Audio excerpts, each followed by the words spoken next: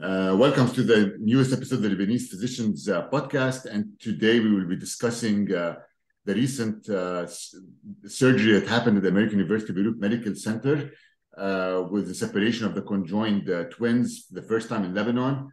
And our guests today are Dr. Houssein Darwish, who is actually an assistant professor of neurosurgery at the American University of Beirut Medical Center. He specialized in skull-based surgery and Parkinson's disease surgery and vascular surgery as part of neurosurgery. And we have Dr. Ahmad Zaghal, who is a pediatric surgeon at AUBMC. He did his medical school at Beirut Arab University, followed by a surgery residency at the American University of Beirut, followed by a pediatric surgery residency at the University of Iowa, and another pediatric surgery and urology residency in the UK.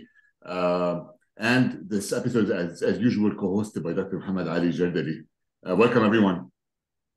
Thank you. So first question to Dr. Zaghal or Dr. Darwish is, how were you contacted about the conjoined twins surgery, and how did this start at first? All right. Shall I? Yeah, go ahead, Ahmad. Yeah. Okay. So I personally was first contacted about. Hello, everyone. First of all, and so I was first contacted about the twins by the Minister of Health, Dr. Firas Abyad. So basically, the parents approached their primary physician, and the primary physician approached Dr. Firas Abyad, who in turn approached us. So he contacted us and he asked about whether we are able to do the surgery at AUBMC, yes or no, and if yes, so that we can start the process. And after a few phone calls, and we had a short meeting here at AUB, and then we decided that yes, we're going to get this patient. So we called them again.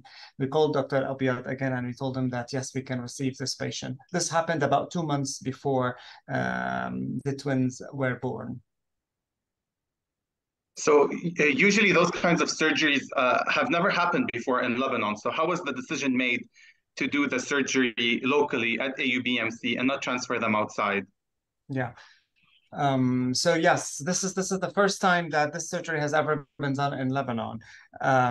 So I mean, the ultrasound that was done to the patient, the pregnant mother, showed that the patients were conjoined at their lower back. And then we decided that we do have the expertise. We know that we do have the expertise, and we are able to deal with this kind of malformation. Yes, it has never been done before, but we are able to do it. We know that we have what it takes to do these procedures, and we know that it will take a lot of preparation, a lot of meetings, and a lot of anticipation of the teamwork and all of that. But we decided that we want to take the challenge and we want to do it. All right. So you decided to take the challenge, but this is Dr. Darwish now. So what were the preparations for the surgery? Obviously, this took some time to prepare for it before you guys decided on embarking on the surgery. Yeah, definitely. So as Dr. Zaghal mentioned earlier, so when we looked at the patients first, when we had the intrapartum ultrasound, the ultrasound that was done during pregnancy, and we were able to see this conjoined twins. We ordered an MRI during pregnancy, so the MRI was done during pregnancy, and MRI during pregnancy, and with the two kids that are really stuck to each other in the womb of the mother, it was really tough to decipher actually which is which and how things are connected. But we had an idea. So we started working on this and started imagining, and it's not easy because the way they are positioned is really tough in utero. So, but then when they were delivered, we were able to do another MRI, and then we started preparing for the whole thing. And for us, at the neurosurgically, we had the connection between the two spinal cords at the lower end. And for the pediatric part, the pediatric surgeons, Dr. Zaghal and Dr. Al took over regarding the rectum and all other connection at the lower aspect of the pelvis. But yes, we prepared it very well. We had multiple meetings between us, all the physicians who were involved, multiple times, and we looked at the images over and over multiple times. And we had all the time to do the proper planning so that we have a very good result. Okay. And how many physicians were involved? Well, many physicians. So we had two from neurosurgery, me and Dr. Najjar, Dr. Zaghal and Dr. Aal from pediatric neurosurgery. And of course, there were Dr. Yunus as well as Dr. Marouf from the pediatric neonatology, and also the anesthesiology people. There were Dr. Mariana Awad and Dr. Zanni, as well as Dr. Luna Andoun. There were multiple physicians. So in total, I don't know, Ahmed, what was the number? Do you know There's exactly? also the plastic surgery. Plastic surgery, Dr. Amir Rahim, right? Yeah, so we're like 5 We were like surgeons 12. and about like maybe 10 physicians. If you consider the neonatology and the gynecology and the anesthesia and all the residents who are involved, I mean, it's a big number. It's a pretty big team, multidisciplinary through and through.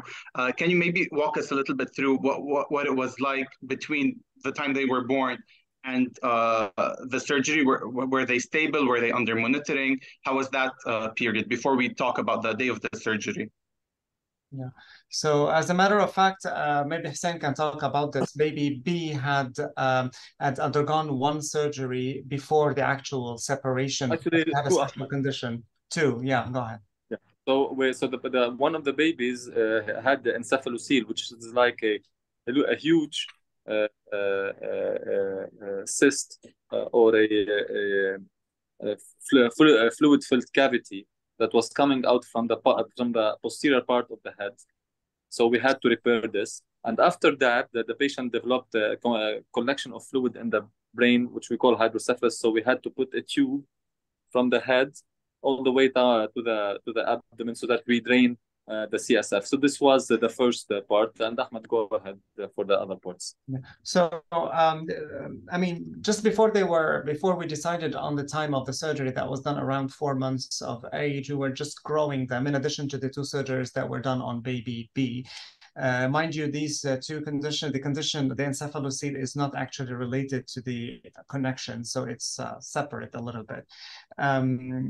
So basically, until the time of the surgery, the separation surgery, we were just growing them and they were fine. They were okay. There were no major events other than the 2 surgeries that Dr. Hussein underwent before the time of the actual separation. And can you tell us now that we talked about the before the surgeries, can you tell us what happened on the day of the surgery? The day of. Yeah, on the day of the surgery, it was, I mean, it was a long procedure, definitely. It took us about 10 hours. I mean, first, we started, the anesthesia team started basically after we positioned the patients. The positioning was challenging, prepping and draping was challenging because, it's like 2 babies connected to each other. So we have to hold them and do the circumferential prepping. It wasn't like a usual case. And then the anesthesiologist tried to place central lines for both babies. That was also awkward in the neck because of the position, but they were successful and things went well. And then the first step was with the plastic surgeons, with the plastic surgery, Dr. Ibrahim and his team. So they made like a flap incision so that to allow for the closure at the ends of the procedure. So the skin incision and raising of the flaps was done with the plastic surgery. After that was done, Dr. Hussein and Dr. Najjar performed their part, which is the neurosurgical part. If you want Hussein to comment on the part. So after that, we had to. So this was really challenging for us, as Ahmad Zaghal was also challenging for them, because we're used to do the surgery in a specific position where the babies are lying prone position. We say that's the belly is towards the bed, and the back is towards us. But we were working from the side. And it's really tough anatomically because we're not used to this view from that side. So anyhow, to make a long story short, we did, after doing the skin incision with Dr. Amir Ibrahim and the plastic surgery team, we went all the way down to the bone. So there was a communication between the bone, the bone of the lower spine from one baby to the other. So we had to disconnect the bone After disconnecting the bone, there was one dural sac, which is the sac that contains all the nerve roots. It was connected. There was one. We should have two. So we separated them, and we had to close this. And of course, we separated all the nerves from between the two babies. And then we had to close the sac so that we don't have a leakage of CSF, because if you have a leakage of CSF, this will predispose them to a serious infection or meningitis. So this was also very challenging. And then after that, we disconnected the bone, and we disconnected the nerves, and we closed the dura. Then Dr. Zaghal and Dr. Ail started working on their part. Yeah. So for the pelvic organs part, the internal pelvic organ part, the patients had two recti, two rectum, but only one anal canal. And the sphincter mechanism, the sphincter muscle mechanism, was sort of two mechanisms that are merged together. So that was like one patient had deficient muscles a little bit, and the other one has good sphincter mechanism. So what we did is that we separated the rectum from the system, and this rectum was brought down as a pull-through procedure to give the patient a neorectum. That's for baby B, while baby A kept the anal canal and her rectum. So baby A had the native anal canal and the native rectum for baby A, but baby B, we separated her rectum from the common anal canal, and we brought this rectum down to where the anus is supposed to be, just like we do in cases of anorectal malformation. Again, the same thing. We do operate on a lot of patients with anorectal malformation. We call them imperforate anus, and we were used to this type of pull-through, but this situation was a little bit different because of the awkwardness of the positioning and of the different anatomy. Definitely, we had to repair the pelvic diaphragm and the sphincter mechanism to give them continence for the babies to have the maximum chances of continence later on. Also, the female internal organs were very close to each other. We had to separate the two vaginae. They were like really adherent to one another. We had to separate them gently, and we had to avoid injury to any of the nerve plexuses, any of the, the vessels and everything in that area.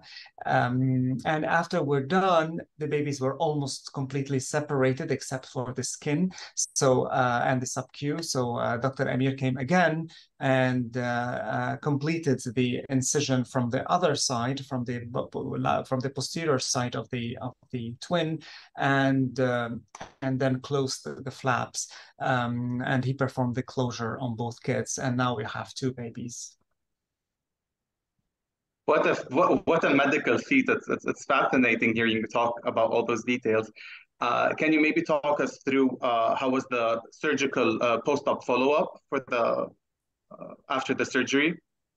Well, so post-op follow-up. Once the disconnection was performed, the babies were transferred to the neonatal ICU. And then one baby was extubated before the other one. Then later on, we're taking good care of the wound. We had some wound problems, but we were able to control them because it's a major flap and it's a major surgery.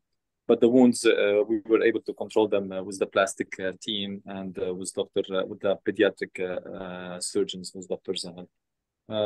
Otherwise, everything was going pretty well. We didn't have major problems, but this is a long surgery. It's a very tedious surgery. It will take time for everything to heal and recover, and we are on the right track. So my question for you is, what are some of the complications you look for after the surgery, and are they all immediate complications, or are some of them like complications that occur several months later? I'll talk about my part. I'll talk about my part, and then I can talk. So regarding us, the CSF leak is really very, very important. If you have CSF leak, then everything is going to be ruined because lots of fluid, and it's a fluid from the brain working around the anus. Risk of infection would be very high, meningitis, and things will not go in a good way. So CSF leak was really very important not to have. With the kids, with the two babies are very small, and you didn't have enough the dura so that we can close it properly. So this was very challenging. And of course, from our side, to have any deficits neurologically. especially the two babies were moving their legs, both legs before the surgery. This was really challenging to maintain this. So this was regarding our part, Ahmad. So from the pediatric surgical part, I mean, major complications that we look for during surgery are injury to the surrounding structures. We have major vessels, the internal iliac, the external iliac vessels are very close to where we're working. There's also injury to the vagina, to the other, and to the to the nerve plexuses in the pelvis. Also, the long-term possible complication that we observe or we look for is continence. So, want to see how continent the babies are going to be. We gave them the maximum chances by repairing very well the sphincter muscle around the native anal canal and around the pulled down rectum in the other baby and baby B. But again, only time will tell. We'll have to wait and see how they develop and how. I mean, we'll have to follow up with them to make sure that they achieve the fecal continence when they grow. Great. And to the one follow-up question. So if the CSF leak has not happened till now, then most likely it's not going to happen, right? Right. It says that in the first days, if any. Great.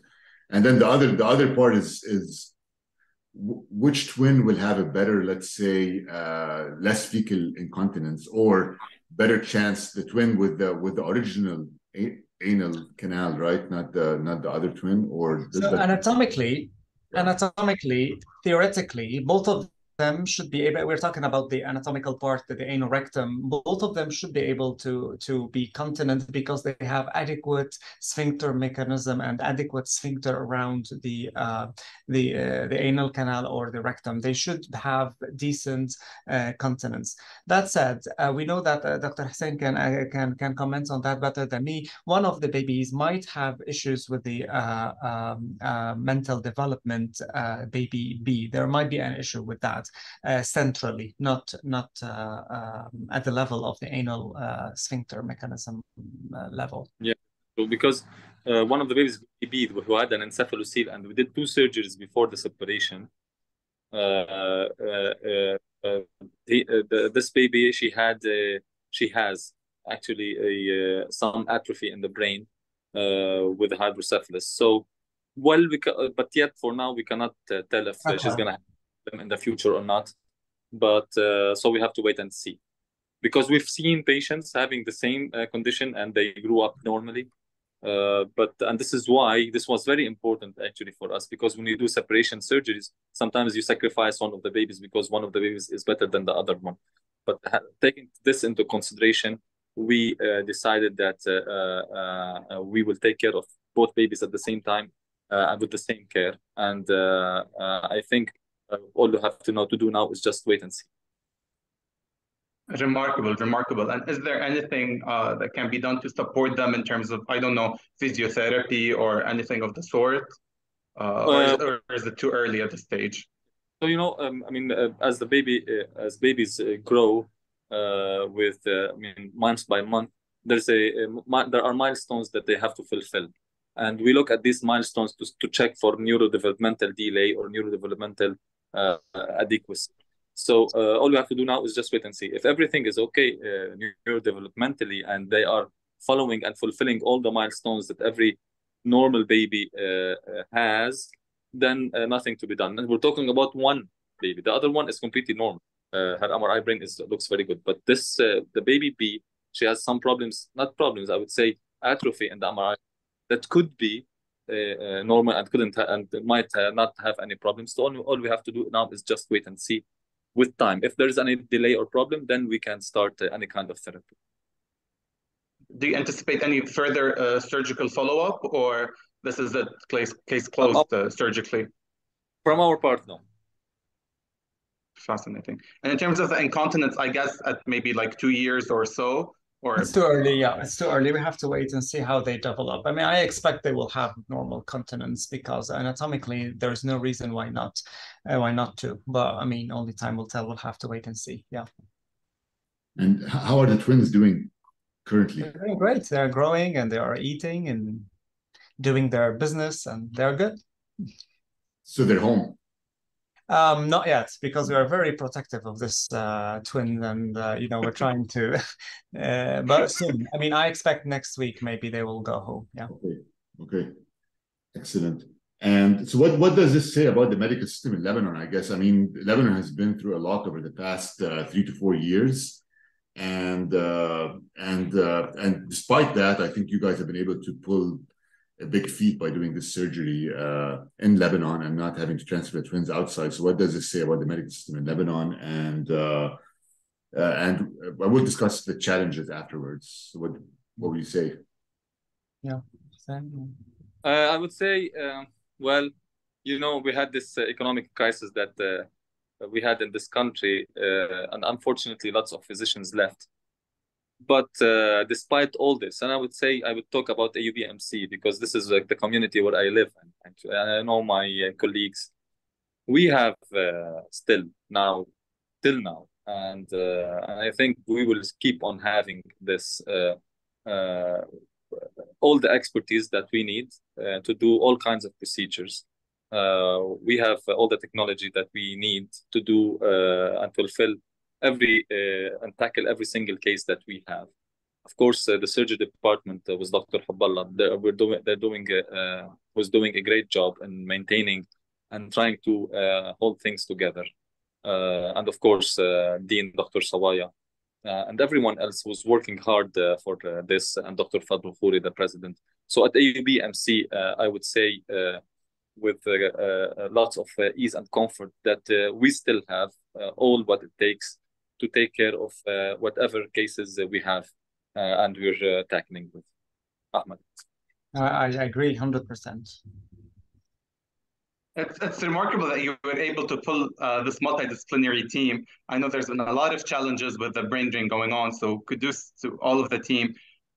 Maybe we can spend a little bit time talking about challenges in the current situation and what can be done to help. Yeah. I mean, I think with what we have, and it went really well. It went better than I expected, better than everyone has expected, I think. The challenges was just bringing the team together, but it happened smoothly, and everyone was very, very happy to help, and everyone was everyone was expert in his or her field, and I mean, they all contributed to the success of this case. And definitely, it's. I mean, the economic situation. I mean, I think the major challenge was for the parents to be able to travel back and forth because they are from far away. They are from the north of that far north of the country, and they had problems coming back and forth to the hospital. And at some point, they were asking for help to do that. As an institution, we were fine. I mean, we did not need. I mean, there was no instrument that we needed, but we didn't have. There was no specific specialty that we needed that we didn't have. I mean, everything was available for us, from instruments to manpower. I think we were fine doing this procedure with. I mean, I'm not talking about the challenges with the country is living through, from the economic crisis to all of that is definitely affecting every single one of us. But despite all of this, we are able to carry out major surgeries with good and with excellent outcomes. Great. And so what are the opportunities for the future? I mean, I know it's an uncertain situation, but it seems like some of the hospitals in the country are still moving forward. So what are the opportunities in this situation in the future? Not only this kind of surgery, I mean, there's opportunities in terms of the medical system, in your opinion. Yeah, in terms of this kind of surgeries, well, we're looking forward for the next case. And the whole country and all kinds of surgeries, I think we're doing great, and we will continue doing great because,